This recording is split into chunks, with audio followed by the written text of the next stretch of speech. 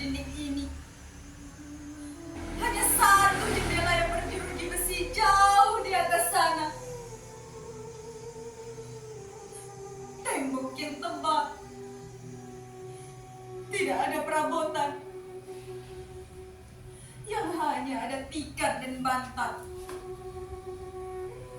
Tidak ada selimut. Saya tahu tidak mungkin bisa lolos dari penjara ini jika tidak ada yang sudi menolong. Mustahil saya selamat jika tidak ada mukjizat.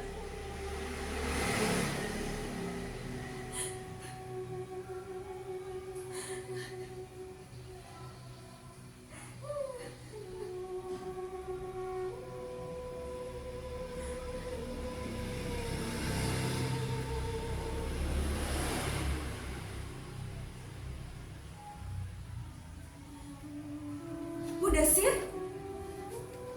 Kamu Mudasir?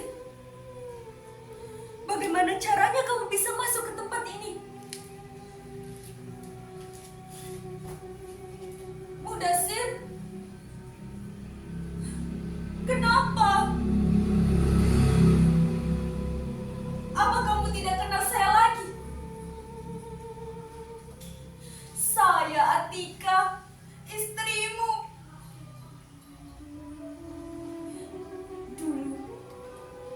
Kamu mengantar saya ke Jakarta.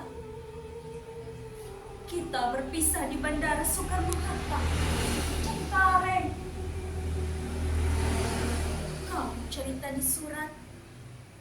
Sehabis mengantar saya, kamu langsung pulang ke kampung mengurus sawah.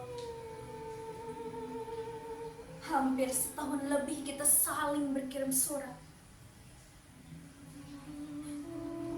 Namun sesudah musibah itu datang, surat-suratmu tidak datang lagi.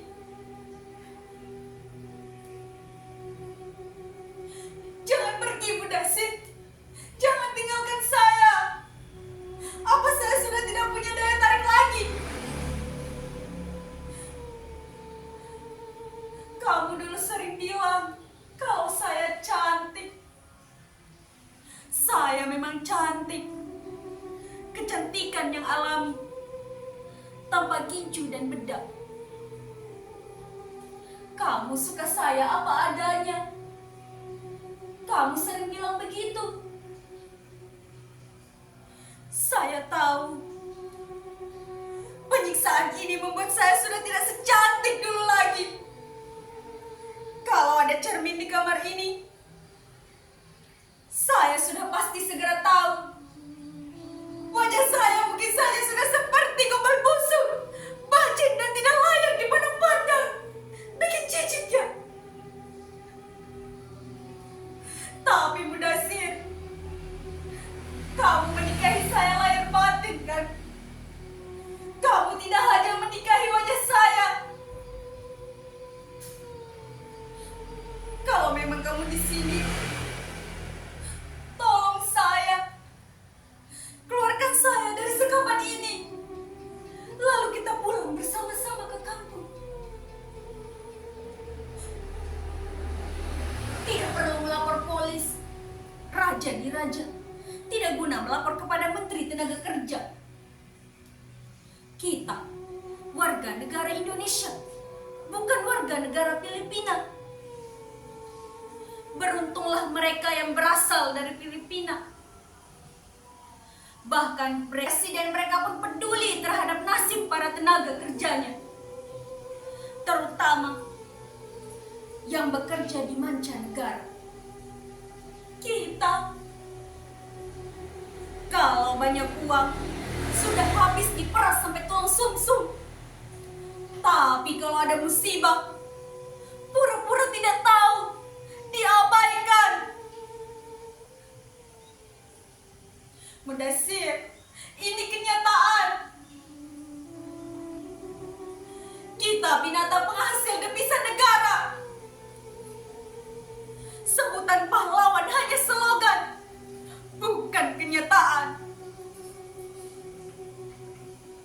Cuma hayal hayalan para birokrat yang baru saja menduduki jabatan agar terlihat bekerja di mata atasan dan disebut punya kesetiakawanan yang kuat terhadap warga negara.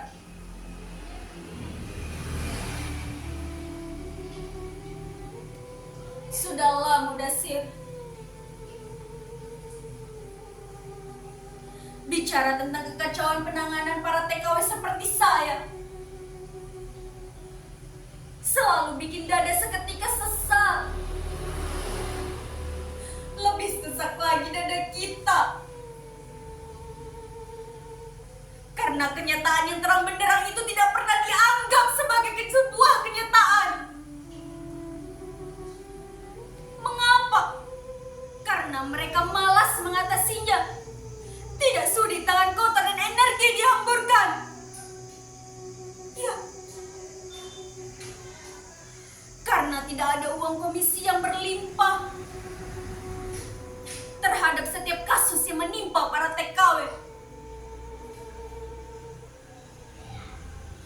Lagi pula, perlu kemampuan diplomasi agar para pejabat negara kita dihargai oleh orang asing. Kenyataannya, para pejabat kita lebih sering dijadikan bahan tertawaan oleh diplomat-diplomat asing karena dianggap malas dan bodoh, tapi sok pintar.